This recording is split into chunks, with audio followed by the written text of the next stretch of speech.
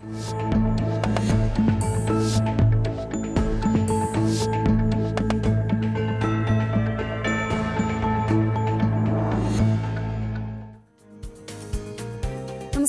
എൻ്റെ എല്ലാ പ്രിയപ്പെട്ട പ്രേക്ഷകർക്കും നേരം വൈകുന്നേരത്തിലേക്ക് സ്വാഗതം. വൈകുന്നേരത്തിൽ 5 വാർത്തകളുമായുള്ള 1 മണിക്കൂർ നീളുന്ന വാർത്താ സഞ്ചാരം നമ്മൾ ആരംഭിക്കുകയാണ്. എല്ലാ പ്രേക്ഷകർക്കും സ്വാഗതം.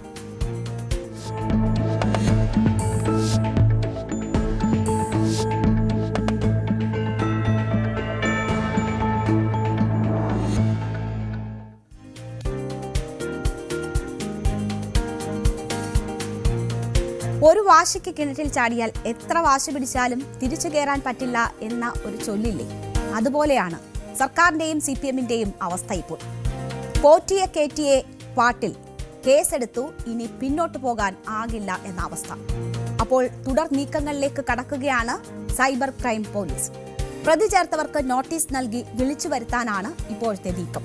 വിവിധ സൈറ്റുകളിൽ നിന്ന് പാട്ട് നീക്കം ചെയ്യുന്നതിനും നീക്കം നടക്കുന്നുണ്ട്. ഒപ്പം നടപടിക്കെതിരെ ശക്തമായ വിമർശനം പ്രതിപക്ഷം ഉയർത്തുകയാണ്. പാരഡിക്കെതിരെ നീങ്ങുന്നത് തിരിച്ചടിയാകുമെന്ന വികാരം CPM-ൽ തന്നെ ഒരു വിഭാഗത്തിനുണ്ട് എന്നതാണ് സൂചന. ഗാനം ഉപയോഗിച്ച് വീഡിയോ ചെയ്തവർക്കെതിരെയും അന്വേഷണം ഉണ്ടാകാനുള്ള സാധ്യതയാണുള്ളത്. അതേസമയം പരാതിക്കാരന്റെ സംഘടനയ്ക്കെതിരെ അന്വേഷണം വേണമെന്നാവശ്യപ്പെട്ട് മുഖ്യമന്ത്രിക്ക് പരാതിയും ലഭിച്ചു. ഇത് മുഖ്യമന്ത്രി തുടരന്വേഷണത്തിനായി കൈമാറി എന്നതാണ് ഇന്നത്തെ സാഹചര്യം. അപ്പോൾ പോലീസ് തുടർ നടപടിക്ക് തന്നെയാണ്. കേസിലെ പരാതിക്കാരനായ പ്രസാദ് കുഴിക്കാലയുടെ വിശദമായ മൊഴിയെടുക്കുക എന്നതാണ് ആദ്യത്തെ നടപടി. ആ നടപടികളിലേക്ക് പോലീസ് കടക്കുന്നു എന്നതാണ് നമ്മൾ മനസ്സിലാക്കുന്നത്. റാന്നി സ്വദേശിയായ പ്രസാദ് കുഴിക്കാലയെ കഴിഞ്ഞ ദിവസം സൈബർ പോലീസ് ബന്ധപ്പെട്ടിരുന്നു. ഇയാളുടെ മൊഴി ഉടൻ തന്നെ രേഖപ്പെടുത്തും എന്ന വിവരങ്ങൾ വരുന്നു. നാളെ ഹാജരാകാൻ ആവശ്യപ്പെട്ടിട്ടുണ്ട് എന്നതാണ് മനസ്സിലാക്കാൻ കഴിയുന്നത്.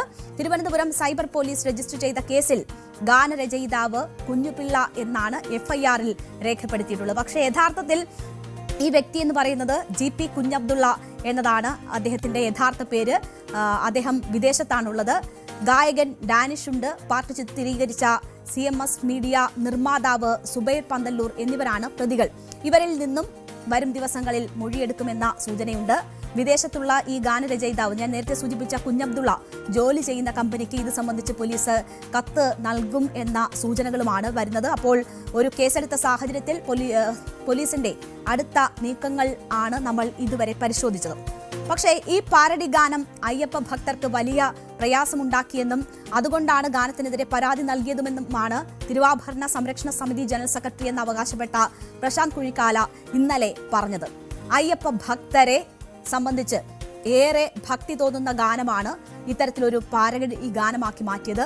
എന്നാൽ ഗാനത്തിനെതിരെ പരാതി കൊടുക്കാൻ ആരും മുന്നോട്ട് വരാത്ത സാഹചര്യത്തിലാണ് DGPക്ക് താൻ പരാതി നൽകാൻ തീരുമാനിച്ചത് എന്നൊക്കെ പ്രശാന്ത് പറഞ്ഞിരുന്നു. എന്നാൽ പാരഡി പാട്ടിനെതിരായ പരാതിക്ക് പിന്നിൽ ഗൂഢലക്ഷ്യമുണ്ടെന്ന് പറഞ്ഞ് മറ്റൊരു തിരുവാഭരണ പാതാ സംരക്ഷണ സമിതി എന്ന് അവകാശപ്പെട്ടുകൊണ്ട് മറ്റൊരു സംഘടനയുടെ ചെയർമാൻ K ഹരിദാസും രംഗത്ത് വന്നിരുന്നു. അപ്പോൾ ഒരേ പേരിൽ എങ്ങനെ 2 സംഘടനകൾ ഉണ്ടായി എന്നത് വലിയ സംശയമായി നിലനിൽക്കുന്നുണ്ടായിരുന്നു. ഇപ്പോൾ ആ സംശയം ഉന്നയിച്ചുകൊണ്ട് മറ്റൊരു പരാതി കൂടി വരികയാണ്. എങ്ങനെയാണ് ഒരേ പേരിൽ 2 സംഘടനകൾ ഉണ്ടായത്? ഏതാണ് യഥാർത്ഥ സംഘടന?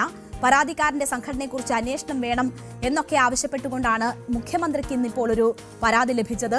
ആ പരാതി രജിസ്ട്രേഷൻ IG-ക്ക് കൈമാറി എന്ന വിവരമാണ് ഈ ഘട്ടത്തിലുള്ളത്.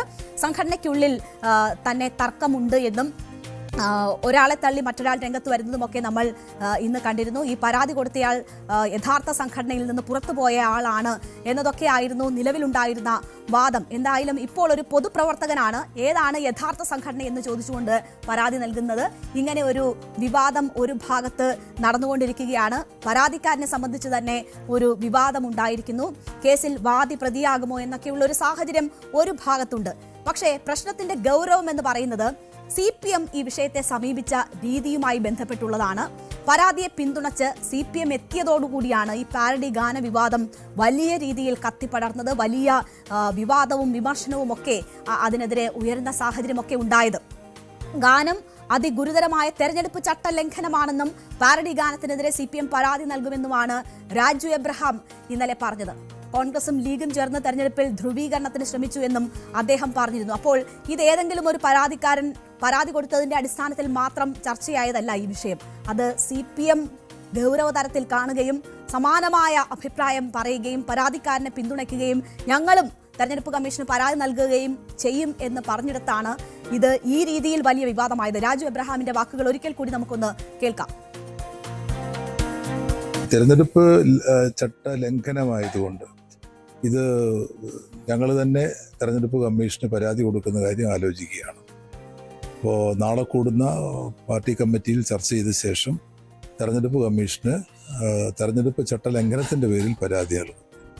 കാരണം ഈ പാട്ട് തെരഞ്ഞെടുപ്പിന് മുമ്പ് വ്യാപകമായി ഉപയോഗിച്ചിട്ടുണ്ട്. വ്യാപകമായി ഈ പാട്ട് പാടി നടന്ന നേതാക്കന്മാരുണ്ട്.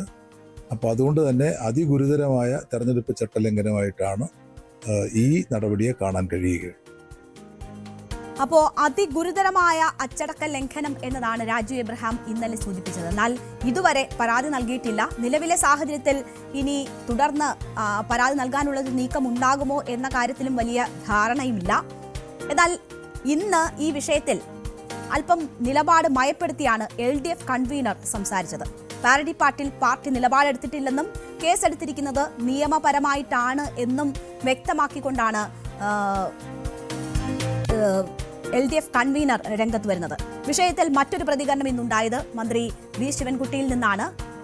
ആവിഷ്കാര സ്വാതന്ത്ര്യം എല്ലായിടത്തും വേണമെന്നാണ് ഇടതുപക്ഷ നിലപാടെന്ന് മന്ത്രി വി ശിവൻകുട്ടി പറയുന്നു. എന്നാൽ വ്യക്തിയെയും സമൂഹത്തെയും വേദനിപ്പിക്കാൻ പാടില്ല, വിശ്വാസത്തെ വ്രണപ്പെടുത്തുന്നത് ഒഴിവാക്കണം.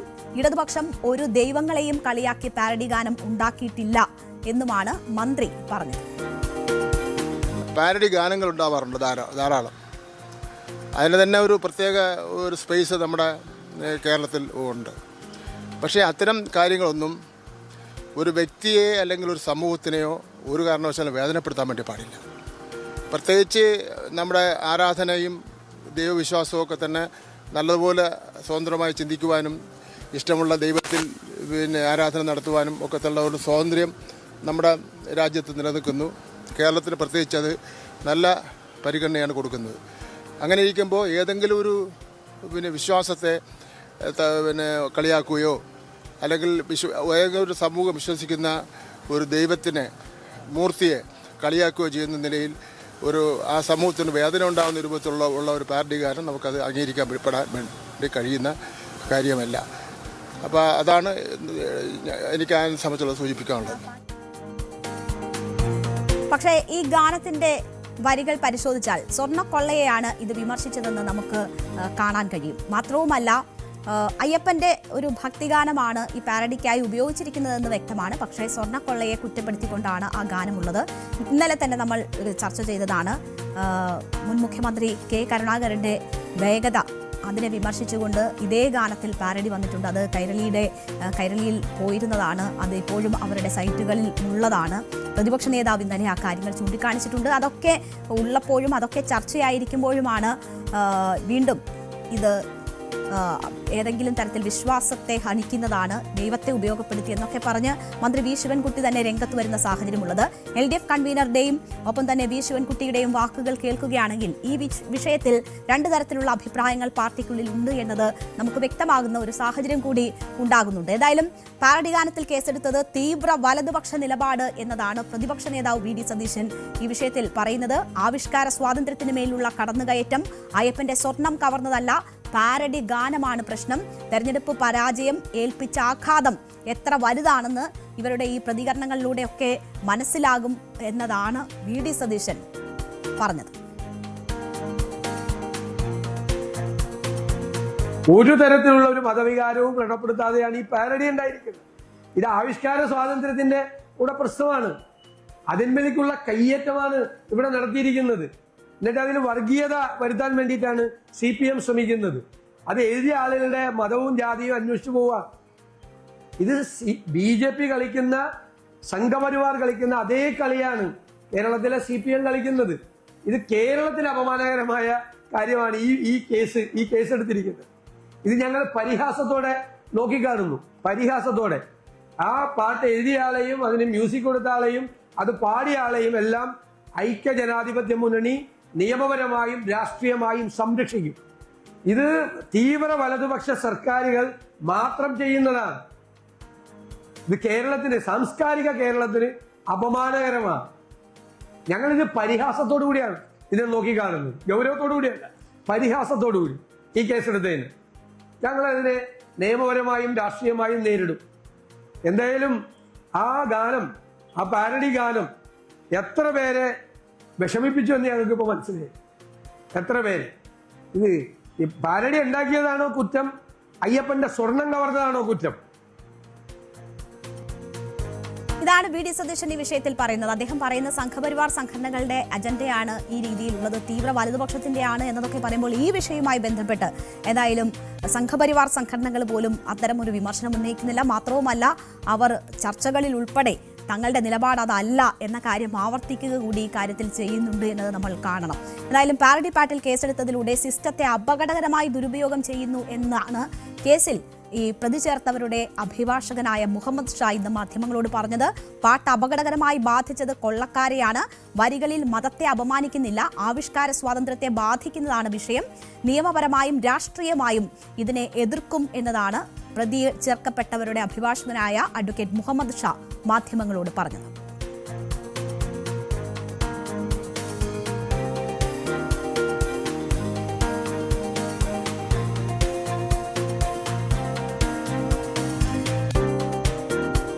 ഈ അടുത്ത കാലത്ത് നമ്മൾ കേട്ടിട്ടുള്ള വർഗീയത അത് വെള്ളാപ്പള്ളി നടേശനുമായി ബന്ധപ്പെട്ടിട്ടുള്ളതാണ്.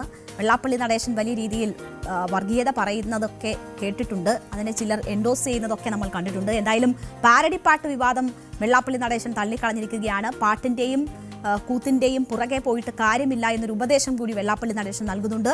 യാഥാർത്ഥ്യത്തോടെ തെരഞ്ഞെടുപ്പ് കാണുകയാണ് വേണ്ടതെന്നും വെള്ളാപ്പള്ളി നടേശൻ പറയുന്നു. കഥകറിയ ഒരുപാട് ആട്ടവും കാണണം. വടകരക്കല്ലുണ്ടല്ലോ, ഇത് അയ്യപ്പന്റെ സുധീരനാണെന്ന് വിചാരിച്ച് പാടുന്നവരുണ്ട്. ഈ പാട്ടിന്റെ പുറകെ പോയി CPM പിടിക്കുന്നുണ്ടോ?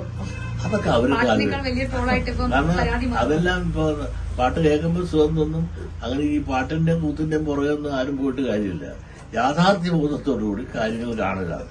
അതുകൊണ്ട് ഇപ്പോഴത്തെ ഒരു തെരഞ്ഞെടുപ്പ് ഇടതിന് ഒരു കുറവോ വളരെ വലിയ പിന്നെ തകർച്ചയോ എന്നും പറയാത്തില്ല. അത് ബാലൻസ് ചെയ്തിപ്പോൾ പോവുകയാണ്. അതുകൊണ്ട് അടുത്ത ഭരണത്തെ സംബന്ധിച്ചിടത്തോളം മത്സരം അടുപ്പം നടക്കുന്നത്. അത് ആര് വരുമെന്ന് നമുക്കൊന്നിപ്പോൾ പ്രവചിക്കാൻ സാധിക്കില്ല. അതുകൊണ്ട് ഈ ഇലക്ഷന് ഇടതുപക്ഷത്തിന് ക്ഷീണം വന്നു എന്നുള്ളതുകൊണ്ട് ഇടതുപക്ഷം ഇന്ന് മുങ്ങിപ്പോയി എന്നൊന്നും ആരും കരുതുന്നത് ശരിയല്ല. കണക്ക് വെച്ച് തന്നെ ഞാൻ പറയാം. ഇതിനു മുമ്പൊക്കെ പറഞ്ഞിരുന്നത് ഈ വീണ്ടും പിണറായി സർക്കാർ തന്നെ അധികാരത്തിൽ വരുമെന്നാണ്. ഇപ്പോൾ ആര് വരുമെന്ന് പ്രവചിക്കാൻ കഴിയാത്തൊരു സാഹചര്യത്തിലേക്ക് എത്തിയിട്ടുണ്ടോ? എന്റെ കണക്കനുസരിച്ച് അടുത്ത പ്രാവശ്യം പിണറായി തന്നെ വരും. കണക്കനുസരിച്ച്. കാരണം ഇത്രയും മോശം പരിസ്ഥിതി വന്നിട്ട് ഇങ്ങനെയല്ല കിടക്കുന്നത്. വലിയ പരിക്കില്ല എന്നാണ്. വലിയ പരിക്കില്ല. അതേ സമയത്ത് ഈ അസംബ്ലി തെരഞ്ഞെടുപ്പ് വരുമ്പോഴും പാർലമെന്റ് തെരഞ്ഞെടുപ്പിനുള്ള സിസ്റ്റം മാറി. ആ സിസ്റ്റം മാറുമ്പോഴത്തെ ഓരോ കുഴി എത്ര വോട്ടിന് ഓരോരുത്തരും ചെയ്യണത് 1000, 2000, 500 വോട്ടിലൊക്കെയാണ് ഓരോ അസംബ്ലി നിയോജകമണ്ഡലം. നിങ്ങളൊന്ന് ആലോചിക്കണം, ഏറ്റവും കൂടുതൽ നിയോജകമണ്ഡലങ്ങളുള്ള ജില്ലകളിലെല്ലാം ഇത് CPM മുമ്പിലാണ്. യാഥാർത്ഥ്യബോധത്തോടുകൂടി എല്ലാ കാര്യങ്ങളും പഠിക്കുക പറഞ്ഞു. ഓരോരോ പത്രക്കാരായാലും മീഡിയയായാലും അവരുടേതായ മനസ്സിലിരിക്കുന്ന അനുസരിച്ച് ഒന്നും വ്യാഖ്യാനിച്ച് പറയുന്നത്. അത് കേട്ടോട്ടെ. ഈ കാണാൻ പോണ പൂരല്ല, 3 മാസം കൂടെ കഴിയുമ്പോൾ നമുക്ക് ഇനി ഒന്നുകൂടെ കാണാം. അപ്പോൾ വെള്ളാപ്പള്ളിക്ക് പറയുന്നത് ഇതൊരു വലിയ പരിക്കല്ല എന്നത് പറയുകയാണ്. പക്ഷേ അവിടെയാണ് ഈ രീതിയിലുള്ള ആർക്കും അനുകൂലിക്കാൻ പറ്റാത്ത നിലപാടുകൾ സർക്കാരിന്റെ ഭാഗമായവരിൽ നിന്ന് ഉണ്ടാകുന്നത് എന്നത് നമ്മൾ കാണണം. പാരഡി ഗാന വിഷയത്തിൽ ഭാരതീയ നീതിന്യായ സംഹിതയുടെ 299 വകുപ്പ് അനുസരിച്ച് മതവികാരം വ്രണപ്പെടുത്തിയതിന് കേസെടുക്കാൻ പോലും കഴിയില്ല എന്നതാണ് നിയമവൃത്തങ്ങളിലെ പ്രമുഖർ നൽകുന്ന സൂചനകൾ. അയ്യപ്പനെക്കുറിച്ചോ ശബരിമലയുടെ വിശ്വാസ പ്രമാണങ്ങളെക്കുറിച്ചോ ഇകഴ്ത്തിപ്പാടുകയാണെങ്കിൽ മാത്രമേ ആ രീതിയിലുള്ള മതവികാരം വ്രണപ്പെടുത്തലാകുകയുള്ളൂ. അപ്പോൾ ഈ പാട്ട് ഇന്ത്യൻ ഭരണഘടനയുടെ 19(1)(a) പ്രകാരമുള്ള അഭിപ്രായ ആവിഷ്കാര സ്വാതന്ത്ര്യത്തിൽപ്പെടുന്നതാണ് എന്നതാണ് ചൂണ്ടിക്കാണിക്കപ്പെടുന്നത്. അതുകൊണ്ട് തന്നെ പാരഡി പാട്ടിൽ പണി പാളി എന്ന ബോധ്യം CPM-നെ സംബന്ധിച്ചുണ്ട്. CPM അനുഭാവികൾ വരെ അത് ശ്രദ്ധയിൽപ്പെടുത്തുന്നുണ്ട്. സമൂഹ മാധ്യമങ്ങളിലൊക്കെ അങ്ങനത്തെ അഭിപ്രായ പ്രകടനങ്ങൾ നമ്മൾ കണ്ടിട്ടുണ്ട്. അപ്പോൾ ആർക്കും ഒരു തരത്തിലും അനുകൂലിക്കാൻ പറ്റില്ല ഈ നിലപാട് എന്നത് വളരെ വ്യക്തമാണ്. പക്ഷേ വരും വരായികകൾ ഓർക്കാതെ എടുത്തു ചാടിയ പാർട്ടിക്ക് ഇതിൽ നിന്ന് തിരിച്ചു കയറുക അത്ര എളുപ്പമുള്ള സാഹചര്യമല്ല ഇപ്പോഴുള്ളത്. നിയമസഭാ തെരഞ്ഞെടുപ്പിന് മാസങ്ങൾ മാത്രം ബാക്കിയുള്ളപ്പോഴാണ് ഓരോ ചുവടും ഏറ്റവും സൂക്ഷ്മതയോടെ മുന്നോട്ട് വെക്കേണ്ട സമയത്താണ് നിലപാടിൽ വീണ്ടും ഒരു പാളിച്ച സംഭവിച്ചിരിക്കുന്നത്. ആവിഷ്കാര സ്വാതന്ത്ര്യവുമായി ബന്ധപ്പെട്ട വിഷയത്തിൽ ഇനി ഏത് കാലത്തായാലും ഈ നിലപാടിന്റെ പേരിൽ ആരോപണം കേൾക്കേണ്ടി വരുന്ന സാഹചര്യം ഈ പാർട്ടിയെ സംബന്ധിച്ചുണ്ടാകുമെന്ന കാര്യം സംശയമില്ലാത്തതാണ്. വിനാശകാലെ വിപരീത ബുദ്ധി എന്നല്ലാണ്ട് എന്താണ് പറയുക?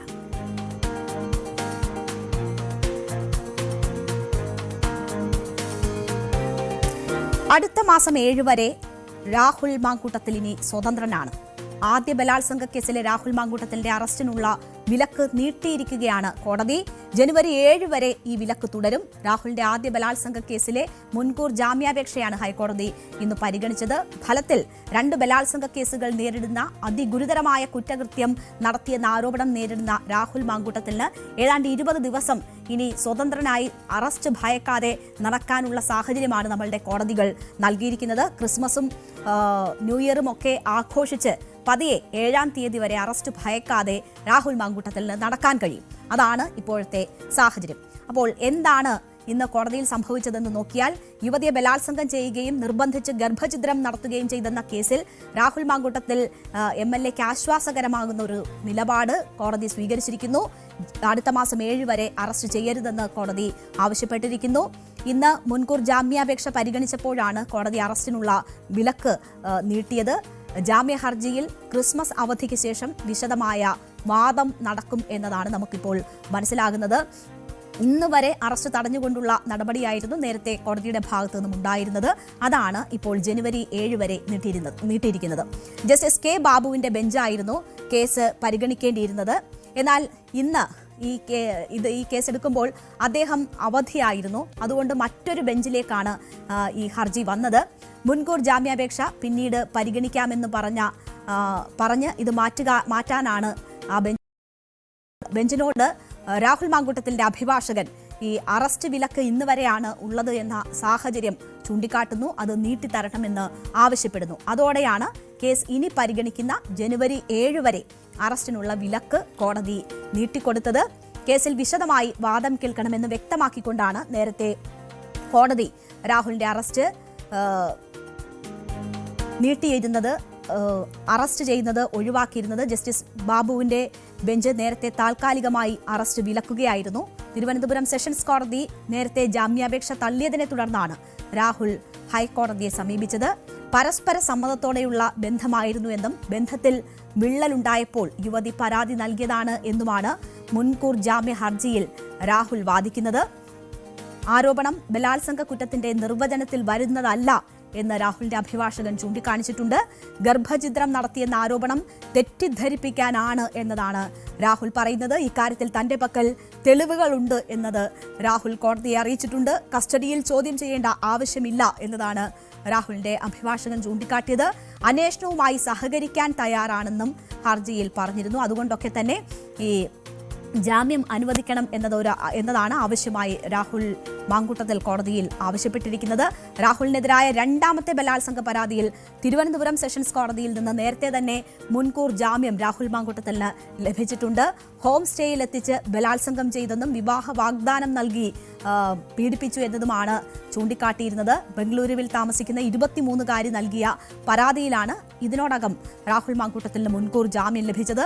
എല്ലാ തിങ്കളാഴ്ചകളിലും അന്വേഷണ ഉദ്യോഗസ്ഥർക്ക് മുന്നിൽ ഹാജരായി ഒപ്പിടണമെന്ന ഉപാധിയോടെയാണ് ഡിസംബർ 10 കേസിൽ മുൻകൂർ ജാമ്യം രാഹുൽ മാങ്കൂട്ടത്തിന് അനുവദിച്ചത്. വിധിക്കെതിരെ സർക്കാർ ഹൈക്കോടതിയിൽ അപ്പീൽ നൽകിയത് ക്രിസ്മസ് അവധിക്ക് ശേഷം പരിഗണിക്കാൻ മാറ്റിയിരിക്കുകയാണ്. അപ്പോൾ 2 കേസുകൾ, ആ 2 കേസിലും മുൻകൂർ ജാമ്യം എന്നത് ക്രിസ്മസ് അവധിക്ക് ശേഷം മാത്രമേ ഇനി പരിഗണിക്കൂ എന്നുള്ള സാഹചര്യമാണ്. അതിൽ ആദ്യത്തെ കേസിൽ അറസ്റ്റ് തടഞ്ഞുകൊണ്ട് തന്നെ കോടതി നിലപാടെടുത്തിരിക്കുകയും ചെയ്യുന്ന സാഹചര്യമാണ്. സർക്കാർ ഹർജിയിൽ മറുപടി നൽകാൻ രാഹുൽ കൂടുതൽ സമയം ആവശ്യപ്പെട്ടതിനെ തുടർന്നാണ് ഈ 2ാമത്തെ കേസിൽ ഹർജി പരിഗണിക്കുന്നത് ക്രിസ്മസ് അവധിക്ക് ശേഷം എന്ന നിലയിലേക്ക് കോടതി അത് മാറ്റിയത്. അപ്പോൾ പോലീസിനെ സംബന്ധിച്ച് ഇനിയുള്ള നീക്കങ്ങൾ നമുക്കറിയാം. കിട്ടിയ അവസരങ്ങളൊക്കെ അന്വേഷണ സംഘം കളഞ്ഞിരുന്നതാണ്. രാഹുൽ മാങ്കൂട്ടത്തിൽ ഏതാണ്ട് 15 ദിവസം ഒളിവിലായിരുന്നു. പലയിടങ്ങളിൽ മാറി മാറി താമസിക്കുകയായിരുന്നു. അന്വേഷണ സംഘം പിന്നാലെ പായുകയായിരുന്നു. അതിൽ പല അഭിപ്രായങ്ങളുണ്ട്.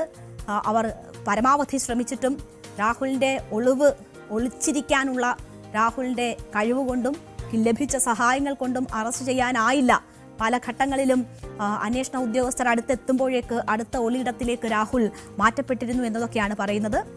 മറ്റൊന്ന്, മുൻകൂർ ജാമ്യാപേക്ഷ നൽകിയിരിക്കുന്ന സാഹചര്യത്തിൽ അന്വേഷണ സംഘം അത്ര ധൃതി പിടിച്ചുള്ള ഒരു അറസ്റ്റിലേക്ക് പോയില്ല, അതൊരു തന്ത്രപരമായ നീക്കമായിരുന്നു എന്നൊക്കെ വ്യാഖ്യാനങ്ങളുണ്ട്. പക്ഷേ എന്തായാലും നമ്മളെ സംബന്ധിച്ച് നോക്കുകയാണെങ്കിൽ, ഒരു സാധാരണക്കാരനെ സംബന്ധിച്ച് നോക്കുകയാണെങ്കിൽ 15 ദിവസം ഒളിവിലിരുന്നിട്ട് കേരള പോലീസിന് എന്തുകൊണ്ട് പിടിക്കാനായില്ല എന്നൊരു ചോദ്യമുണ്ട്. നേരത്തെ തന്നെ പരാതിക്കാരി പരാതി നൽകുമെന്ന സൂചനകളുണ്ടായിരുന്നു. രാഹുൽ മാങ്കൂട്ടത്തിൽ പ്രചരണ രംഗത്തായിരുന്നു ഉണ്ടായിരുന്നത്. അവിടെ നിന്ന് രാഹുൽ മാങ്കൂട്ടത്തിന് സ്വന്തം വാഹനമൊക്കെ ഉപേക്ഷിച്ച് കേരളം കടന്ന് സുരക്ഷിത ഇടങ്ങളിലേക്ക് പോകാൻ എങ്ങനെ അവസരം ലഭിച്ചു എന്ന നിരവധി ചോദ്യങ്ങളുണ്ട്, സംശയങ്ങളുണ്ട്. അന്വേഷണ സംഘം രാഹുലിന്റെ അറസ്റ്റ് ഒഴിവാക്കാൻ ശ്രമിക്കുകയായിരുന്നോ അല്ലെങ്കിൽ അതിന് സഹായിക്കുകയായിരുന്നോ എന്ന് പോലും സംശയം തോന്നുന്ന സാഹചര്യങ്ങൾ ഉണ്ട് ഈ കേസുമായി ബന്ധപ്പെട്ട്. എന്തായാലും കിട്ടിയ അവസരങ്ങളൊക്കെ കളഞ്ഞു കുളിച്ചിട്ടുള്ള ഈ പോലീസ് ഇപ്പോൾ രാഹുലിന്റെ നീക്കങ്ങൾ ഇപ്പോൾ നിരീക്ഷിക്കാൻ വേണ്ടി പത്തനംതിട്ട അടൂരിലെ വീടിന് പുറത്ത് മഫ്റ്റിയിൽ നിലയുറപ്പിച്ചിരിക്കുന്നത് നമ്മൾ കാണുന്നുണ്ട്. ആ പോലീസുകാർക്ക് മുന്നിലൂടെ രാഹുൽ മാങ്കൂട്ടത്തിൽ അങ്ങോട്ടും ഇങ്ങോട്ടും സ്കൂട്ടറിൽ വരികയും പോവുകയും സ്വന്തം കാര്യങ്ങളൊക്കെ ചെയ്യുന്നതൊക്കെ നമ്മൾ കണ്ടതാണ്. അപ്പോൾ സ്കൂട്ടറിൽ ക്ഷേത്ര ദർശനം നടത്താൻ പോകുമ്പോൾ ക്ഷേത്രത്തിലേക്ക് പോകുന്നു മഫ്റ്റിയിലുള്ള പോലീസ്, പിന്നീട് തിരിച്ചു വരുമ്പോൾ അവിടെ നിൽക്കുന്നു. അങ്ങനെ വീട് ചുറ്റിപ്പറ്റി ഇപ്പോൾ വേണ്ടുന്ന സുരക്ഷിതത്വം നൽകുകയാണ് പോലീസ് ചെയ്യുന്നത്. നേരത്തെ വോട്ട് ചെയ്യാൻ എത്തിയപ്പോൾ പാലക്കാടും നമുക്കറിയാം സംരക്ഷണ വലയം തീർക്കുന്ന പോലീസിനെയാണ് കണ്ടത്. എന്തായാലും 15 ദിവസം ഈ പോലീസിന് എന്തുകൊണ്ട് രാഹുൽ മാങ്കൂട്ടത്തിനെ പിടിക്കാൻ കഴിഞ്ഞില്ല എന്നൊരു ചോദ്യമുണ്ട്. ഇനിയിപ്പോൾ അന്വേഷണ സംഘത്തെ സംബന്ധിച്ച് വേറെ പരിപാടികളൊന്നുമില്ല, രാഹുലിനെ സംരക്ഷിച്ച് കൂടെ നിൽക്കുക എന്ന ഒരു ജോലി മാത്രമേ ഉള്ളൂ. അറസ്റ്റ് എന്തായാലും കോടതി തടഞ്ഞിരിക്കുന്ന ഒരു സാഹചര്യമാണ്. രാഹുൽ മാങ്കൂട്ടത്തിൽ ഇങ്ങനെ സ്വതന്ത്രനായി നടക്കുമ്പോൾ അതിജീവിതകളുടെ അവസ്ഥ എന്ത് എന്നത് അറസ്റ്റ് വൈകിപ്പിച്ച പോലീസോ കോടതിയോ തിരക്കുന്നുണ്ടോ? നടി ആക്രമിക്കപ്പെട്ട കേസിൽ അതിജീവിതയുടെ അനുഭവം നമ്മൾ കേട്ടതാണ്. അടച്ചിട്ട മുറിക്കുള്ളിൽ നടന്ന വിചാരണയിൽ സംഭവിച്ചത് എന്തൊക്കെയെന്ന്, നിയമത്തിന് മുന്നിൽ എല്ലാ പൗരന്മാരും തുല്യരല്ല എന്ന് താൻ മനസ്സിലാക്കുന്നു എന്നാണ് അതിജീവിത അവസാനം പ്രതികരിച്ചത്. നമ്മുടെ നിയമങ്ങൾ ആർക്കു വേണ്ടിയെന്ന് തോന്നിപ്പോകുന്ന നിമിഷങ്ങളാണ്. കാലഹരണപ്പെട്ടതാണോ നമ്മളുടെ നിയമങ്ങൾ? കോടതികൾ പ്രതികൾക്ക് സംരക്ഷണ കവചമൊരുക്കാനും പ്രതികളുടെ അവകാശങ്ങൾ സംരക്ഷിക്കാനുമുള്ള ഇടങ്ങളാണോ? വാക്കിലും നോക്കിലും പൊളിറ്റിക്കൽ കറക്റ്റ്നെസ് വരുത്തുന്നവരായി നമ്മുടെ സമൂഹം മാറുന്നുണ്ട്. കാലത്തിനനുസരിച്ചുള്ള മാറ്റം എല്ലായിടത്തുമുണ്ട്. പക്ഷേ നമ്മുടെ നീതിന്യായ സംവിധാനങ്ങൾക്ക് ആ മാറ്റം ബാധകമല്ലേ? അവിടെയും കാലത്തിനനുസരിച്ചുള്ള മാറ്റങ്ങൾ ഉണ്ടാവേണ്ടതല്ലേ? ആ സംശയം മാത്രം ബാക്കിയാവും.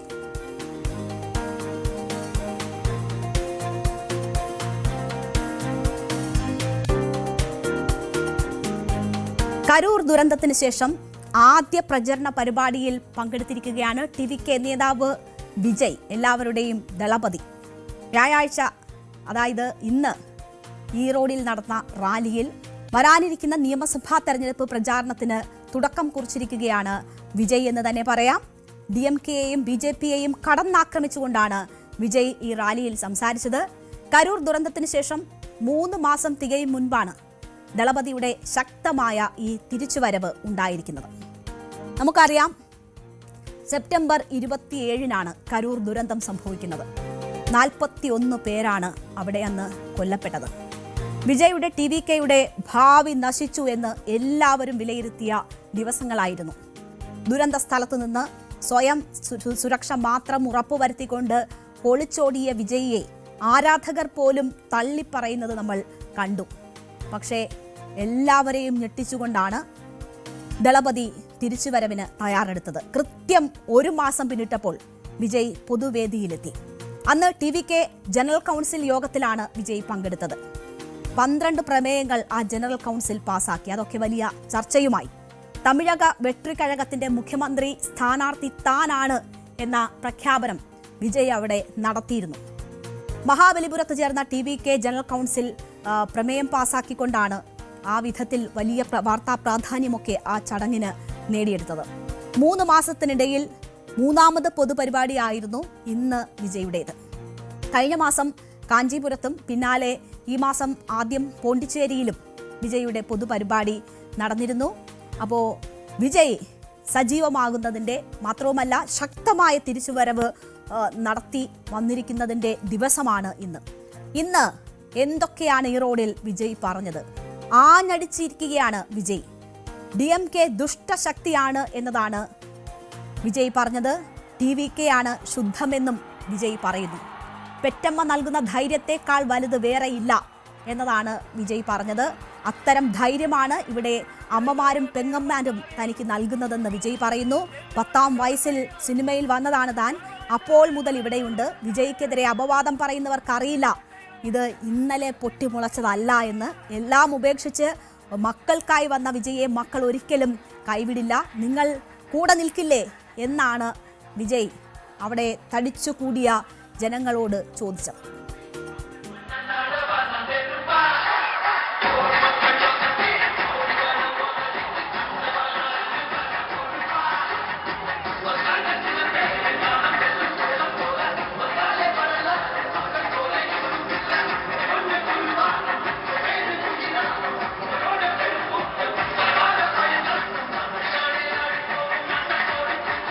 உங்களுக்கு நீங்க கொள்ளையடிச்சு வச்சிருக்கிற காசு தான் துணை, ஆனா எனக்கு என் மேல எல்லையில்லா பாசம் வச்சிருக்கிற இந்த மாசு தான் துணை.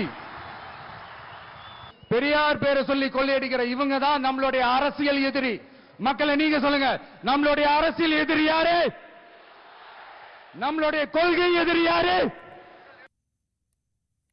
അപ്പോ അങ്ങനെ സിനിമാ സ്റ്റൈലിൽ ഡയലോഗുകൾ വരുന്നു, ആവേശം വരുന്നു, അതിനനുസരിച്ചുള്ള പ്രതികരണം അവിടെ തടിച്ചുകൂടിയവരിൽ നിന്നൊക്കെ ഉണ്ടാവുകയാണ്.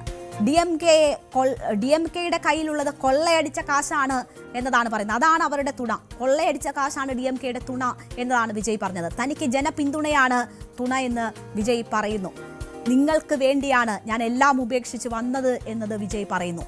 ജീവിതം മുഴുവൻ നിങ്ങളോട് നന്ദിയോടെ പ്രവർത്തിക്കും എന്നതാണ് ജനങ്ങൾക്ക് വിജയ് നൽകുന്ന വാഗ്ദാനം. പെരിയാർ എന്ന് പറഞ്ഞ് ദയവ് ചെയ്ത് കൊള്ളയടിക്കരുത് എന്ന് മറ്റു പാർട്ടികളെ ഉപദേശിക്കുകയാണ് വിജയ്. ആരാണ് എതിരാളി എന്നും വിജയ് ഇവിടെ ഈ റോഡിൽ പ്രഖ്യാപിക്കുന്നു. രാഷ്ട്രീയ എതിരാളി DMK ആണ്, പ്രത്യയശാസ്ത്ര എതിരാളി BJP എന്നതാണ് വിജയ് സൂചിപ്പിക്കുന്നത്. അതായത് DMKയെയും BJPയെയും കടന്നാക്രമിക്കുകയാണ്. അവരെ രണ്ടുപേരെയും ശത്രുക്കളായി പ്രഖ്യാപിച്ചുകൊണ്ടാണ് വിജയ് നിയമസഭാ പോരാട്ടത്തിന് തുടക്കം കുറിച്ചിരിക്കുന്നത്. DMK രാഷ്ട്രീയ എതിരാളിയാണെങ്കിൽ BJP പ്രത്യയശാസ്ത്ര എതിരാളി എന്നതാണ് വിജയ് ഇന്ന് നൽകിയ സന്ദേശം. കർഷകരാണ് ലക്ഷ്യമെന്ന വിജയുടെ വാക്കുകൾ വിളിച്ചു പറയുന്നുണ്ട്. മഞ്ഞൾ കൃഷിക്ക് വേണ്ടി DMK ഒന്നും ചെയ്തില്ല എന്നതാണ് വിജയ് ചൂണ്ടിക്കാട്ടുന്നത്. വാഗ്ദാനങ്ങൾ മാത്രമാണ് കർഷകർക്ക് നൽകുന്നതെന്ന് വിജയ് പറയുന്നു. ആകെ നൽകിയത് വലിയൊരു സീറോയാണ് എന്നതാണ് വിജയ് പറയുന്നത്. പുഴകൾ ശുദ്ധിയാക്കാമെന്ന് വാഗ്ദാനം നൽകി, അത് ചെയ്തില്ല. മണൽ കൊള്ളയടിച്ചു. സ്വകാര്യ മേഖലയിൽ നിന്ന് വൈദ്യുതി വാങ്ങാൻ DMK ശ്രമിക്കുന്നുണ്ട്. അതിനുള്ള കളികളാണ് നടത്തുന്നത്. ക്രമസമാധാന പാലനം തകരാറിലാണ്. അപ്പോൾ ക്രമസമാധാന പാലനം, പരിസ്ഥിതി പ്രശ്നം, കൃഷി തുടങ്ങിയ വിഷയങ്ങളിൽ DMK സർക്കാർ പരാജയപ്പെട്ടു എന്നതാണ് വിജയ് ഇന്നത്തെ യോഗത്തിൽ ആരോപിച്ചിരിക്കുന്നത്. വിജയുടെ ക്യാരക്ടർ പോലും മനസ്സിലാകുന്നില്ല എന്ന വിമർശനം നേരത്തെ സ്റ്റാലിൻ ഉയർത്തിയിരുന്നു. സ്റ്റാലിൻ പറഞ്ഞതാണ് സിനിമാ ഡയലോഗ് എന്നതാണ് സ്റ്റാലിന് ഇന്ന് വിജയ് നൽകിയ മറുപടി. അങ്ങനെ സിനിമാ ഡയലോഗ് പറയുന്ന സ്റ്റാലിനാണ് താൻ പറയുന്നതാണ് സിനിമാ ഡയലോഗ് എന്ന് തന്നെ കുറ്റപ്പെടുത്തുന്നതെന്ന് വിജയ് പറയുന്നു. என்ன ட்ரை பண்ணாலும் எல்லாத்தையும் விட்டுட்டு மக்களுக்காக வந்திருக்கிற இந்த விஜய மக்கள் ஒரு நாளும் கைவிட மாட்டாங்க. மக்கள் கூடவே நிக்கிறாங்க, கூடவே நிப்பாங்கன்னு அவங்களுக்கு தெரியாம போச்சு. ഒരുപക്ഷെ വിജയ് ചിത്രങ്ങളിലെ ഏറ്റവും വലിയ ഡയലോഗുകളേക്കാൾ വലിയ ഡയലോഗുകളാണ് വിജയ് ഇന്ന് ഈ റോഡിൽ പറഞ്ഞത് എന്ന് തന്നെ നമുക്ക് പറയാം. വലിയ ആവേശം. നമുക്കറിയാം 41 പേരുടെ മരണത്തിനിടയാക്കിയ സംഭവമാണ് കഴിഞ്ഞ സെപ്റ്റംബറിൽ നടന്നതെങ്കിൽ ഇപ്പോഴും വലിയ ജനസമുദ്രം തന്നെയാണ് വിജയെ കാണാനും കേൾക്കാനുമായി എത്തിയത്. വിജയ് ഇവിടെ പ്രഖ്യാപിക്കുന്നത് പെരിയാർ പൈതൃകം ആണ് തങ്ങളുടെ ലക്ഷ്യം എന്ന ഒരു പ്രഖ്യാപനം കൂടിയാണ്. അന്തരിച്ച മുൻ മുഖ്യമന്ത്രിമാരായ CN അണ്ണാദുരൈയുടെയും MGRും ആരുടെയും വ്യക്തിഗത സ്വത്തല്ല എന്ന സന്ദേശം വിജയ് നൽകുന്നുണ്ട്. അവരുടെ പേരുപയോഗിച്ചതിന് ആർക്കും പരാതിപ്പെടാൻ കഴിയില്ല എന്നതാണ് വിജയ് പറയുന്നത്. തമിഴ് വോട്ടർമാർക്ക് മുന്നിൽ തന്റെ സാമൂഹിക രാഷ്ട്രീയ വിശ്വാസ്യത ഉറപ്പാക്കുന്നതിനായി EV രാമസ്വാമിയുടെ പൈതൃകം അവകാശപ്പെടാനാണ് ഈ റാലി പുനരാരംഭിക്കാൻ ഈറോഡ് തന്നെ വിജയ് തെരഞ്ഞെടുത്തതെന്നാണ് ഈ രാഷ്ട്രീയ വിദഗ്ധരൊക്കെ അഭിപ്രായപ്പെടുന്നത്. അപ്പോൾ ഈ പരിപാടി ഈ 3 മാസത്തെ ഇടവേളയ്ക്ക് ശേഷം ഒരു റാലി എന്നപ്പോൾ അത് ഈറോഡ് തന്നെ ആക്കാനും ഒക്കെ വലിയ ലക്ഷ്യങ്ങൾ അതിന് പിന്നിൽ ഉണ്ട്. അങ്ങനെ പല വിധത്തിലുള്ള ലക്ഷ്യങ്ങളോടുകൂടിയാണ് ഈറോഡ് തെരഞ്ഞെടുക്കുന്നത്. ഈറോഡ് നഗരം പെരിയോറിന്റെ ജന്മസ്ഥലമാണ്. ഈറോഡ് ജില്ലയും പടിഞ്ഞാറൻ തമിഴ്നാടും പരമ്പരാഗതമായി ദ്രാവിഡ പാർട്ടികളുടെ ശക്തി കേന്ദ്രങ്ങളാണ്. അപ്പോൾ അങ്ങനെയൊക്കെയുള്ളൊരു സ്ഥലം തന്നെ തെരഞ്ഞെടുത്തുകൊണ്ടാണ് ദളപതിയുടെ റീ എൻട്രി ഉണ്ടായിരിക്കുന്നത്. മുൻ AIADMK നേതാവ് സെങ്കോട്ടയ്യന്റെ ജന്മദേശം കൂടിയാണ്. വിജയമംഗലത്തിന് തൊട്ടടുത്താണ് ഈറോഡ്. അവിടെ ആയിരക്കണക്കിന് ആളുകൾ റാലിക്കായി അണിനിരന്നത് ഒരു വലിയ രാഷ്ട്രീയ നേട്ടമായിട്ടാണ് വിജയ് കണക്കാക്കുന്നത്. DMK പുറത്താക്കിയതിന് പിന്നാലെയാണ് കഴിഞ്ഞ മാസം സെങ്കോട്ടയ്യൻ TVKയിൽ ചേർന്നത്. TVKയെ സംബന്ധിച്ചുള്ള വലിയ വിമർശനം എന്നത് അവർക്ക് രാഷ്ട്രീയം അറിയാവുന്ന അല്ലെങ്കിൽ ആ മേഖലയിൽ പ്രവർത്തിച്ച പരിചയമുള്ള നേതാക്കളില്ല എന്നതായിരുന്നു. അപ്പോൾ സെങ്കോട്ടയ്യന്റെ സ്ഥലത്ത് കൂടി വലിയ രീതിയിൽ ആളുകളെ സംഘടിപ്പിച്ചുകൊണ്ട് വിജയകരമായ ഒരു റാലി നടത്താൻ കഴിഞ്ഞു എന്നത് വലിയ വിജയമാണ് വിജയെ സംബന്ധിച്ച്. കരൂർ ദുരന്തത്തിന്റെ പശ്ചാത്തലത്തിൽ DMKയെ സംബന്ധിച്ച് അവർ കുറേയധികം ആക്ഷേപങ്ങൾ നേരിട്ടു. ഗൂഢാലോചന സിദ്ധാന്തങ്ങൾ അവർക്കെതിരെ ആരോപണമായി വരുന്നതൊക്കെ നമ്മൾ കണ്ടതാണ്. ഇതിന് പിന്നിൽ ആ ദുരന്തത്തിന് പിന്നിൽ ഗൂഢാലോചന ഉണ്ടായിരുന്നു എന്നൊക്കെയുള്ള ആരോപണങ്ങൾ DMK നേരിട്ടതാണ്. അതുകൊണ്ട് തന്നെ കൃത്യമായ സുരക്ഷയും സംവിധാനങ്ങളും ഒക്കെ ഇത്തവണ ഒരുക്കുന്നതിൽ സർക്കാർ പ്രത്യേകം ശ്രദ്ധിച്ചിരുന്നു എന്ന കാര്യം കൂടിയുണ്ട്. എന്തായാലും കരൂർ ദുരന്തത്തിന് പിന്നാലെ വിജയിയെ കൂടെ കൂട്ടാൻ BJP ശ്രമം നടത്തിയിരുന്നു, കോൺഗ്രസ് ശ്രമം നടത്തിയിരുന്നു എന്ന തരത്തിലുള്ള വാർത്തകൾ ഉണ്ടായിരുന്നു. രാഹുൽ ഗാന്ധി നേരിട്ട് തന്നെ വിജയെ വിളിക്കുകയും സംസാരിക്കുകയും ഒക്കെ ചെയ്തിരുന്നതാണ്. AIADMK സഖ്യ ശ്രമങ്ങൾക്ക് മുന്നിട്ട് നിന്നിരുന്നു. പക്ഷേ അതിൽ AIADMKയ്ക്കുള്ളിൽ തന്നെ അഭിപ്രായ വ്യത്യാസങ്ങളൊക്കെ ഉണ്ടായിരുന്നു. പക്ഷേ ഇപ്പോൾ വിജയ് ഒറ്റയ്ക്കെന്ന സന്ദേശം നേരത്തെ തന്നെ നൽകിയതാണ്. ഇപ്പോൾ അത് കൂടുതൽ കടുപ്പിക്കുകയാണ്. രണ്ടുപേരെയും ശത്രുപക്ഷത്ത് നിർത്തുകയാണ്. DMK പ്രധാന രാഷ്ട്രീയ ശത്രുവാണെന്നും BJP പ്രത്യയശാസ്ത്രപരമായ ശത്രുവാണെന്നും പറയുമ്പോൾ ഇവരോട് വിട്ടുവീഴ്ചയില്ല എന്ന് വളരെ വ്യക്തമായി പറഞ്ഞു വെക്കുകയാണ് വിജയ് ചെയ്തിരിക്കുന്നത്. പെരിയോറിന്റെ പൈതൃകം പേർന്നവർ ഞങ്ങളാണ് എന്ന് അവകാശപ്പെടുന്ന വിജയ് തമിഴ്നാടിന്റെ ഹൃദയം കവരാനുള്ള ശ്രമവും നീക്കവുമാണ് നടത്തുന്നത്. ഇനി കാത്തിരിപ്പില്ല. വരുന്ന തെരഞ്ഞെടുപ്പിൽ തന്നെ, വരുന്ന നിയമസഭാ തെരഞ്ഞെടുപ്പിൽ തന്നെ സഖ്യങ്ങൾ ഒന്നുമില്ലാതെ തന്നെ പാർട്ടി ഒറ്റക്കെട്ടായി ഒരുമിച്ച് ഒറ്റയ്ക്ക് മുന്നേറും എന്ന സന്ദേശം കൂടിയാണ് വിജയ് നൽകുന്നത്. അടുത്ത വർഷം നടക്കുന്ന നിയമസഭാ തെരഞ്ഞെടുപ്പ് അങ്ങനെയാണെങ്കിൽ തമിഴ്നാടിനെ സംബന്ധിച്ച് വലിയ വീറും വാശിയുമേറിയതാകും എന്ന കാര്യത്തിൽ സംശയമില്ല. TVK ആദ്യമായി മത്സര രംഗത്തേക്ക് ഇറങ്ങുന്ന നിയമസഭാ തെരഞ്ഞെടുപ്പായി അടുത്ത നിയമസഭാ തെരഞ്ഞെടുപ്പ് മാറും. താൻ സിനിമ ഉപേക്ഷിച്ചത് തമിഴ്നാട് മക്കൾക്ക് വേണ്ടിയാണ് എന്ന് ആവർത്തിച്ച് പറയുന്ന വിജയ് ആ ത്യാഗം തമിഴ്നാട്ടുകാർക്ക് വേണ്ടിയാണ് എന്ന് പറയുന്നു. അതിന്റെ ഫലം അടുത്ത നിയമസഭാ തെരഞ്ഞെടുപ്പിൽ ഉണ്ടാകണം എന്ന വാശിയാണ് വിജയ്ക്കുള്ളത്. എങ്ങനെയാകും തമിഴ്നാട് പ്രതികരിക്കുക എന്നത് നമുക്ക് കാത്തിരുന്ന് തന്നെ കാണാം.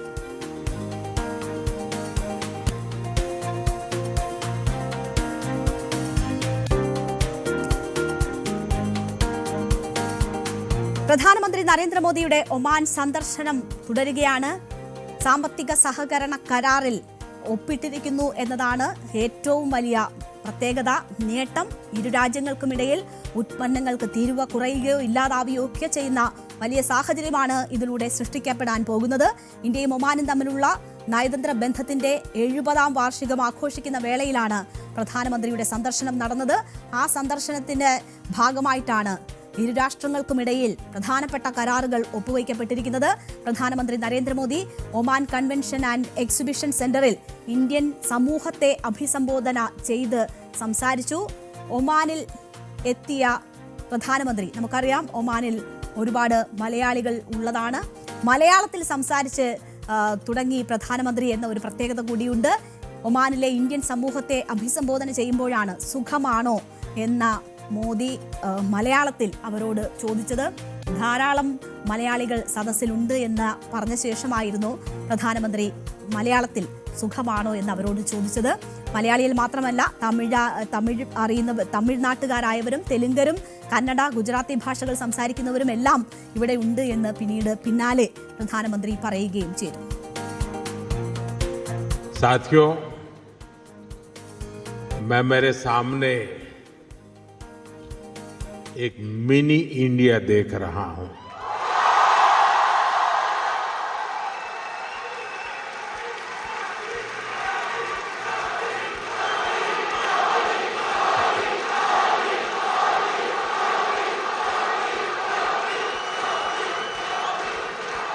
मुझे लगता है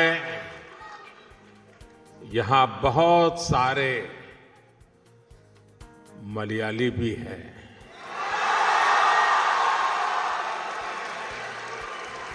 सुखमाणो,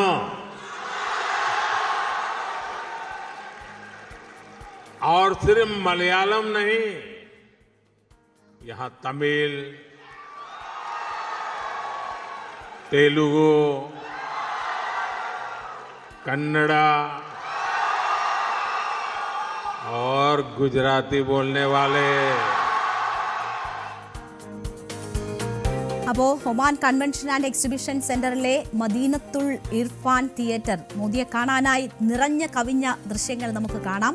ഇന്ത്യൻ സമൂഹം വലിയ സന്തോഷത്തോടെയാണ് മോദിയെ വരവേറ്റത്. അവരെ വലിയ സന്തോഷത്തോടെ കൂടി തന്നെയാണ് പ്രധാനമന്ത്രിയും അഭിസംബോധന ചെയ്തത്. ഒമാൻ ഭരണാധികാരി സുൽത്താൻ ഹൈതം ബിൻ താരിഖുമായി അദ്ദേഹം കൂടിക്കാഴ്ച നടത്തി. മോദിക്ക് ഓർഡർ ഓഫ് ഒമാൻ പുരസ്കാരം ഒമാൻ സുൽത്താൻ സമ്മാനിച്ചു. അപ്പോൾ നമുക്കറിയാം, ഇത് ഈ വിദേശ സന്ദർശനത്തിൽ, ത്രിരാഷ്ട്രങ്ങളിലേക്കുള്ള പ്രധാനമന്ത്രിയുടെ വിദേശ സന്ദർശനത്തിൽ രണ്ടാമത്തെ രാജ്യത്തിന്റെ പരമോന്നത ബഹുമതിയാണ് പ്രധാനമന്ത്രി ഏറ്റുവാങ്ങിയത്.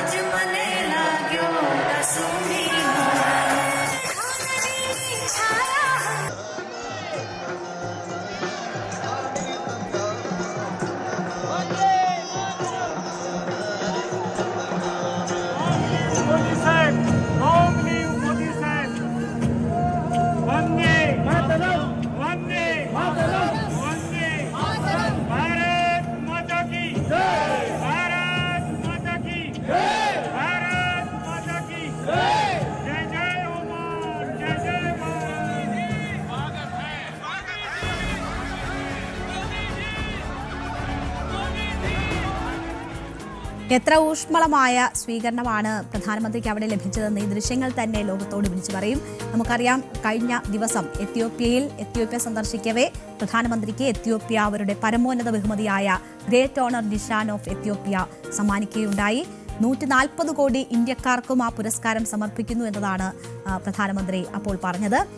എത്യോപ്യൻ പാർലമെന്റിന്റെ സംയുക്ത സെഷനെ പ്രധാനമന്ത്രി അഭിസംബോധന ചെയ്ത് സംസാരിക്കുന്നതൊക്കെ നമ്മൾ കണ്ടതാണ്. എന്തായാലും ഒമാനും ഇന്ത്യയും തമ്മിലുള്ള സമഗ്ര സാമ്പത്തിക സഹകരണ കരാറാണ് കൂടിക്കാഴ്ചയിൽ എല്ലാവരും ഉറ്റുനോക്കിയിരുന്നത്. പ്രതിരോധം, വാണിജ്യം, സംസ്കാരം തുടങ്ങി വിവിധ മേഖലകളിലെ സഹകരണം ശക്തിപ്പെടുത്തുന്ന ചർച്ചകളും കരാറുകളും കൂടിക്കാഴ്ചയിൽ ഉണ്ടായിട്ടുണ്ട്. ഒമാൻ സന്ദർശനം പൂർത്തിയാക്കി വൈകിട്ടോടെ പ്രധാനമന്ത്രി ഡൽഹിയിലേക്ക് മടങ്ങും. പ്രധാനമന്ത്രി 3 രാഷ്ട്രങ്ങളിലേക്കുള്ള സന്ദർശനമാണ് പൂർത്തിയാക്കി ഡൽഹിയിലേക്ക് എത്തുന്നത്. ഇന്ത്യയും ഒമാനും സ്വതന്ത്ര വ്യാപാര കരാറിൽ ഒപ്പുവെച്ചിരിക്കുന്നു എന്നതാണ് ഏറ്റവും പ്രധാന നേട്ടം. പ്രധാനമന്ത്രി നരേന്ദ്രമോദി ഒമാൻ ഭരണാധികാരി ഹൈതം ബിൻ താരിഖിന്റെ സാന്നിധ്യത്തിലാണ് ഈ വ്യാപാര കരാറിൽ ഒപ്പുവെച്ചത്. 2 പതിറ്റാണ്ടിനിടെ ഒമാൻ മറ്റൊരു രാജ്യവുമായി ഒപ്പിടുന്ന ആദ്യ സ്വതന്ത്ര വ്യാപാര കരാറാണ് ഇത് എന്ന വലിയ പ്രത്യേകത കൂടിയുണ്ട്. വസ്ത്രം, ഭക്ഷ്യ സംസ്കരണം, വാഹനങ്ങൾ, രത്നങ്ങളും ആഭരണങ്ങളും, അഗ്രോ കെമിക്കൽസ്, പുനരുപയോഗ ഊർജം തുടങ്ങിയ മേഖലകളിൽ കയറ്റുമതിക്ക് ഇതിലൂടെ ഇന്ത്യക്ക് വലിയ അവസരങ്ങൾ ലഭിക്കുന്ന ഒരു സാഹചര്യം സൃഷ്ടിക്കപ്പെടും. ഇന്ത്യയിലെ 98% ഉൽപ്പന്നങ്ങൾക്കും ഒമാനിലേക്ക് നികുതിരഹിത പ്രവേശനം ഉറപ്പാകുന്ന ഒരു സാഹചര്യം ഉണ്ടാകും. 2020 ശേഷം ഒമാനിലെ ഇന്ത്യൻ നിക്ഷേപം 3 ഇരട്ടിയായി വർദ്ധിച്ച് $500 കോടി എത്തിയതായി ഒമാൻ വാണിജ്യ മന്ത്രി ഖൈസ് അൽ യൂസുഫ് പറയുന്ന സാഹചര്യമുണ്ടായി. ഇന്ത്യ ഒമാൻ സ്വതന്ത്ര വ്യാപാര കരാർ പ്രധാന മേഖലകളിൽ പുതിയ വഴികൾ തുറക്കുമെന്ന് ഇന്ത്യ ഒമാൻ ബിസിനസ് ഫോറത്തിൽ വാണിജ്യമന്ത്രി പീയൂഷ് ഗോയലും അഭിപ്രായപ്പെട്ടിരുന്നു. 2 ദിവസത്തെ സന്ദർശനത്തിനായാണ് പ്രധാനമന്ത്രി ഒമാനിലെത്തിയത്. പ്രതിരോധ കാര്യ ചുമതലയുള്ള ഉപപ്രധാനമന്ത്രി സയ്യിദ് ഷിഹാബ് ബിൻ താരിഖ് അൽ സയ്യിദ് മസ്കത്ത് വിമാനത്താവളത്തിൽ പ്രധാനമന്ത്രിയെ സ്വീകരിച്ചു. അവിടെ മുതൽ തന്നെ വലിയ ഊഷ്മള സ്വീകരണത്തിന്റെ ദൃശ്യങ്ങൾ നമ്മൾ കണ്ടു. സുൽത്താൻ ഹൈതം ബിൻ താരിഖിന്റെ ക്ഷണപ്രകാരമാണ് പ്രധാനമന്ത്രി ഒമാനിലെത്തിയത്. എന്തായാലും വാണിജ്യ കരാർ ഒപ്പിട്ടിരിക്കുന്നു എന്നത് ഇന്ത്യയെ സംബന്ധിച്ച് ഈ അവസരത്തിൽ വലിയ പ്രധാനപ്പെട്ട ഒരു കാര്യമാണ്. അമേരിക്കയുമായുള്ള കരാർ അത് യാഥാർത്ഥ്യമാക്കാൻ ഇന്ത്യ പല വിധത്തിലുള്ള ശ്രമങ്ങൾ നടത്തിയിട്ടും അത് സാധ്യമാകാതെ പോകുന്ന ഒരു സാഹചര്യമുണ്ട്. അത് നീണ്ടുപോവുകയാണ് ഒരു കരാറിലേക്ക് എത്തുന്നത്. മാത്രവുമല്ല, അമേരിക്ക ഏർപ്പെടുത്തിയ വലിയ താരിഫ് അത് വലിയ പ്രശ്നങ്ങൾ രാജ്യത്തെ സംബന്ധിച്ച് സൃഷ്ടിച്ചുകൊണ്ടിരിക്കുന്ന സമയമാണ്.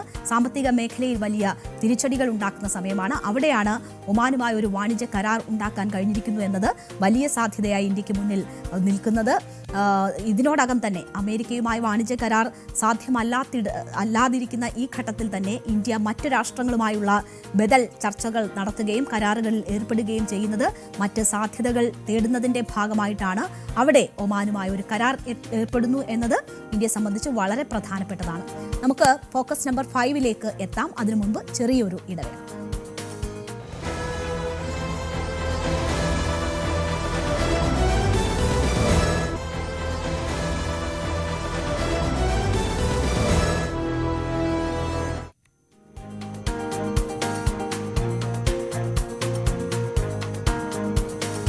അപ്പോൾ നമ്മൾ ഫോക്കസ് നമ്പർ 5 കടക്കുകയാണ്. അസിം മുനീർ ആർക്കൊപ്പമാണ്? ട്രംപിനൊപ്പമാണോ പാകിസ്ഥാനൊപ്പമാണോ?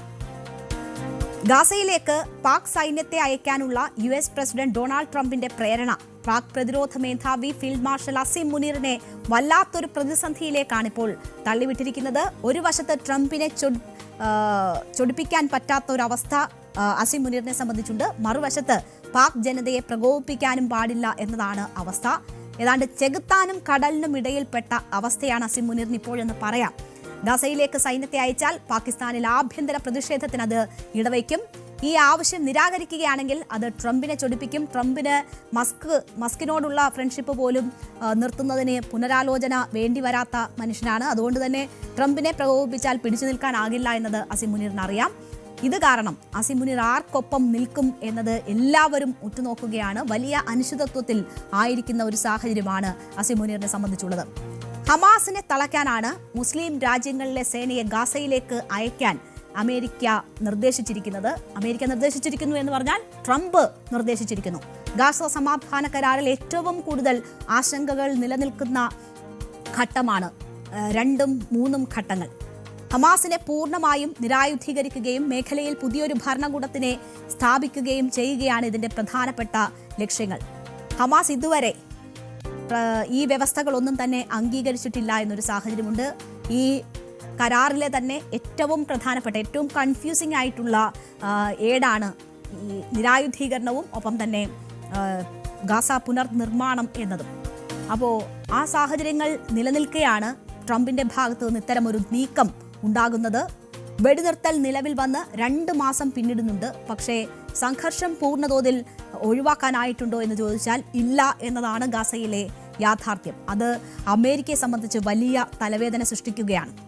ഗാസയിൽ എത്രയും വേഗം ഒരു അന്താരാഷ്ട്ര സമാധാന സേനയെ വിന്യസിക്കുകയാണ് ഇതിനുള്ള പോംവഴി എന്നതാണ് ട്രംപ് മനസ്സിലാക്കിയിട്ടുള്ളത്. ഈ അവസരത്തിലാണ് മുസ്ലിം രാജ്യങ്ങളെ ഉപയോഗിച്ചുകൊണ്ട് തന്നെ ഹമാസിനെ വരുതിയിൽ വരുത്തുന്നതിനുള്ള പുതിയ തന്ത്രം US ആവിഷ്കരിച്ചിരിക്കുന്നത്. ട്രംപ് അതനുസരിച്ചുകൊണ്ടുള്ള നീക്കങ്ങൾ നടത്തുന്നത്. അപ്പോൾ ട്രംപ് ലക്ഷ്യമിട്ടിരിക്കുന്ന രാഷ്ട്രങ്ങൾ ഇന്തോനേഷ്യ, പാകിസ്ഥാൻ എന്നിവയാണ്. നേരത്തെ തന്നെ ഈ വിഷയവുമായി ബന്ധപ്പെട്ട് തുർക്കി മറ്റുമൊക്കെ വലിയ ഇടപെടലുകൾ നടത്തിയിരുന്നു. അറബ് രാഷ്ട്രങ്ങളൊക്കെ ഈ സമാധാന കരാറിലേക്ക് എത്തുന്നതിൽ വലിയ പങ്ക് വഹിച്ചിട്ടുള്ളത് നമ്മൾ കണ്ടതാണ്. അപ്പോൾ ട്രംപ് ആദ്യഘട്ടത്തിൽ ലക്ഷ്യമിടുന്നത് ഇന്തോനേഷ്യയും പാകിസ്ഥാനെയുമാണ്. ട്രംപ് ഇതിനായി ഇരു രാഷ്ട്രങ്ങളെയും സമീപിച്ച് ഈ കാര്യങ്ങൾ മുന്നോട്ട് വെച്ചിട്ടുണ്ട്. ട്രംപ് മുന്നോട്ട് വെച്ച 20 കരാർ അത് യാഥാർത്ഥ്യമാക്കേണ്ടത് മറ്റാരെക്കാളും ട്രംപിന്റെ ആവശ്യമെന്ന് വരുന്നിടത്താണ് ട്രംപ് തന്നെ ഇറങ്ങി കളിക്കുന്നത്. അതിനാൽ നമുക്കൊരാവശ്യം വന്നാൽ നമുക്ക് നമ്മളുടെ ഫ്രണ്ട്സിനോടല്ലേ ചോദിക്കാൻ പറ്റുള്ളൂ. അതുകൊണ്ട് തന്നെ ട്രംപിനൊരാവശ്യം വരുമ്പോൾ ഏറ്റവും അടുത്ത ഫ്രണ്ട്സിനോട് തന്നെ ചോദിക്കുന്നു.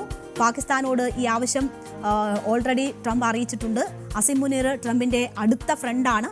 അതുകൊണ്ട് തന്നെ അസിം മുനീറിലാണ് ട്രംപിന്റെ പ്രതീക്ഷ. അടുത്തയാഴ്ച അസിം മുനീർ അമേരിക്കൻ സന്ദർശനം നടത്തും എന്നതാണ് പ്രതീക്ഷിക്കപ്പെടുന്നത്. അങ്ങനെയാണെങ്കിൽ പാകിസ്ഥാൻ ഫീൽഡ് മാർഷൽ അസീം മുനീറിനോട് ട്രംപ് ഇക്കാര്യം ഔദ്യോഗികമായി നേരിട്ട് തന്നെ ആവശ്യപ്പെടും എന്നതാണ് മനസ്സിലാക്കുന്നത്.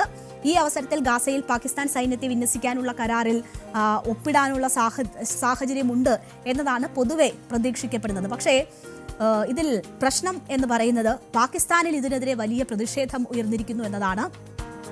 വലിയ പ്രതിഷേധം പാകിസ്ഥാനിൽ ഉയരുന്നു.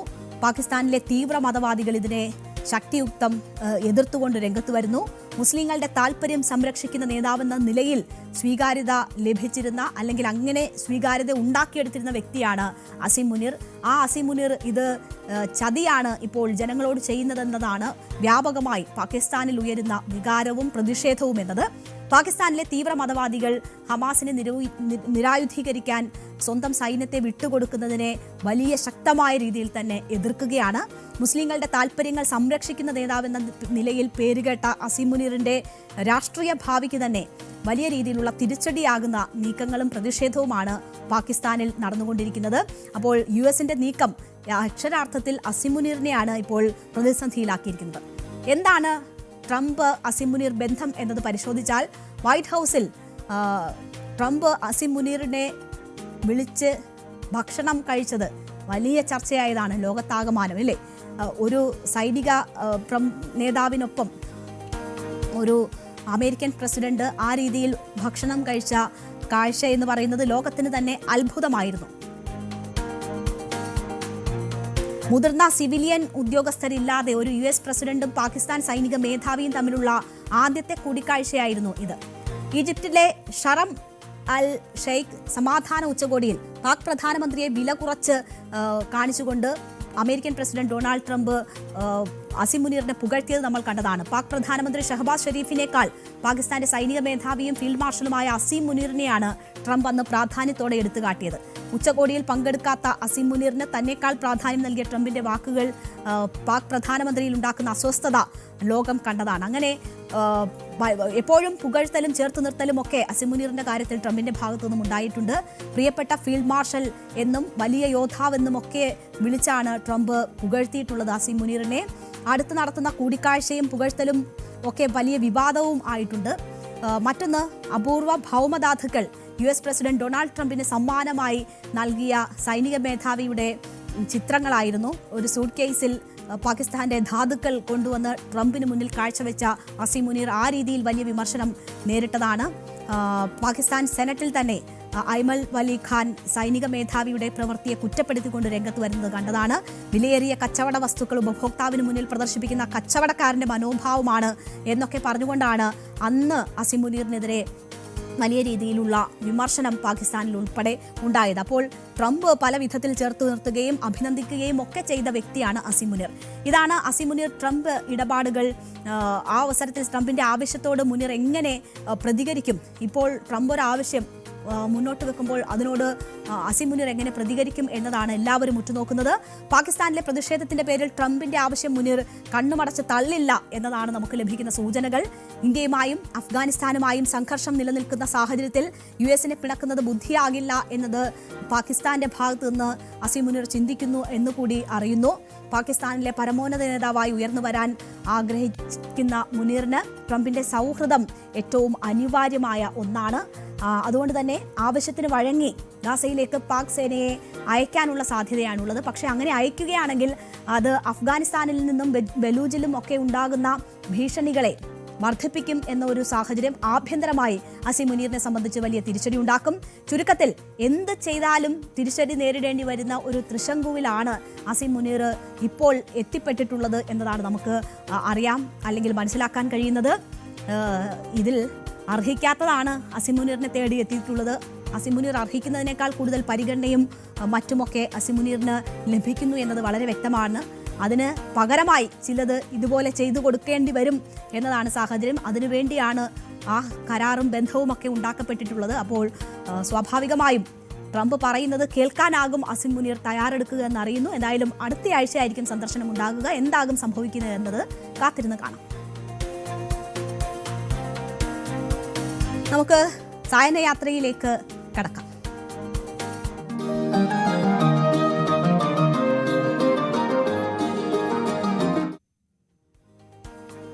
ക്രിസ്മസ് ക്രിസ്മസ് കാലമാണ്. അപ്പോൾ ക്രിസ്മസിൻ്റെ കാഴ്ചകളിലേക്കാണ് നമ്മളുടെ സായാഹ്നങ്ങൾ ഇനി സഞ്ചരിക്കുക.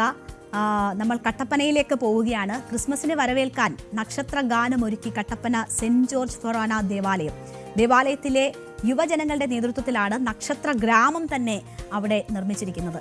നക്ഷത്രങ്ങൾ തെളിയുന്നതോടെ പള്ളിമുറ്റത്തെ കാഴ്ചയെന്ന് പറയുന്നത് അതിമനോഹരമായി മാറുന്നു. നക്ഷത്രാലങ്കാരം കാണാൻ അവിടെ പള്ളിയിലേക്ക് ആളുകളുടെ വലിയ ഒഴുക്കാണ്. ക്രിസ്മസ് കാലത്ത് ഇത്തരം കാഴ്ചകൾ പലയിടങ്ങളിൽ കാണാമെങ്കിലും വളരെ സുന്ദരമായ ഒരു കാഴ്ചയിലേക്കാണ് നമ്മൾ ഇനി പോകുന്നത്.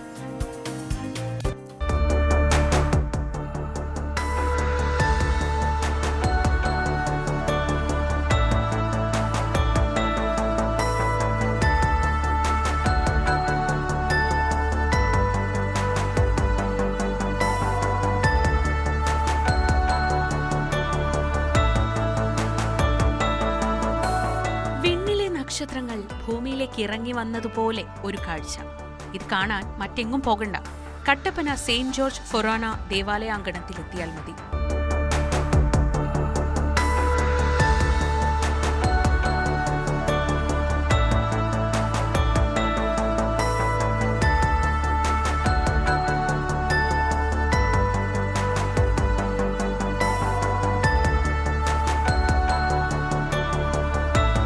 ഇടവകയിലെ യുവജനങ്ങളുടെ നേതൃത്വത്തിൽ ഇവിടെ നിർമ്മിച്ച നക്ഷത്ര ഗ്രാമമാണ് ഈ മനോഹരമായ കാഴ്ച സമ്മാനിക്കുന്നത്.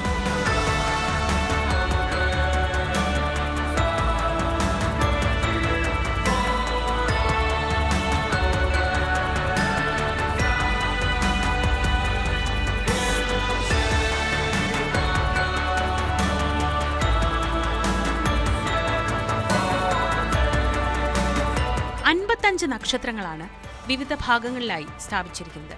ഇത് ഇടവകയിലെ 55 കുടുംബ കൂട്ടായ്മകളെ സൂചിപ്പിക്കുന്നു. യുവാക്കൾക്ക് എല്ലാ പിന്തുണയുമായി ദേവാലയത്തിലെ വൈദികരടക്കം ഇടവകയിലെ മറ്റ് ആളുകളും ഉണ്ടായിരുന്നു.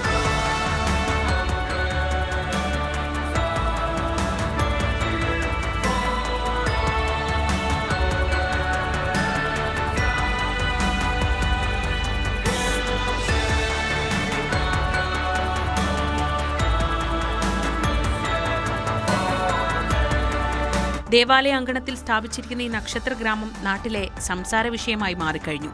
ന്യൂസ് 18 ഇടുക്കി.